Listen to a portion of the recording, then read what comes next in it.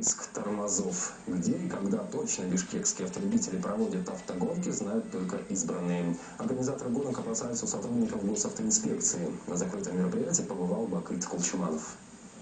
Вот у него снимите, у него буфер большой. Пойдемте. Автозвук, тюнинг – это на любителя, главная мощность двигателя.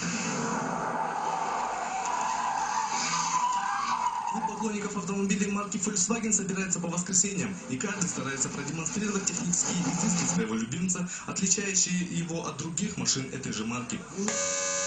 Такой сигнал Дмитрий установил недавно. По его словам, он предназначен для водителей маршруток, часто создающих аварийную ситуацию на дорогах. Каждое утро приходится с ними сталкиваться, так сказать, с грубыми нарушениями, но иногда помогает. Клуб поклонников машин марки Volkswagen один из самых многочисленных в Бишкеке. Машина хоть и эконом-класса, но по трассе бывает не хуже своих более дорогих сородичей. Место для состязаний в скорости любители Volkswagen выбрали в пригороде столицы. В центрах города бывало, пускали машину, но сразу же откуда-нибудь из гречки появляется и начинали разгонять. А здесь вроде нормально, пока никто не трогает.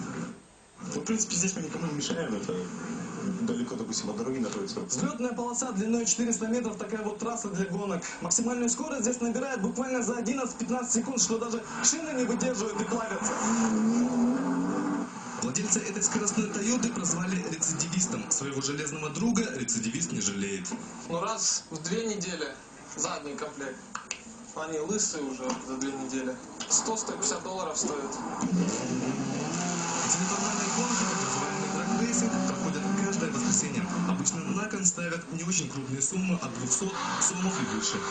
На $100 в основном никто не клюет. Много кто говорит, что приедет, что потягается, мол, на деньги. Но таких, как правило, кто сюда приезжает, таких мало. Ну, допустим, сейчас с Калдиной мы на Чупа-Чуп съедем. Местные шумахеры, бывает, состязаются в скорости с коллегами из Алматы. Правда, у тех машины обычно помощнее. А нашим еще и опыта не хватает. Сообщество драг-рейсеров в Бишкеке существует всего 2 года.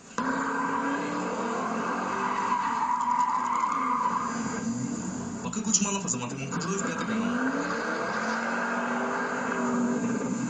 Это главные события понедельника. С ними вас познакомил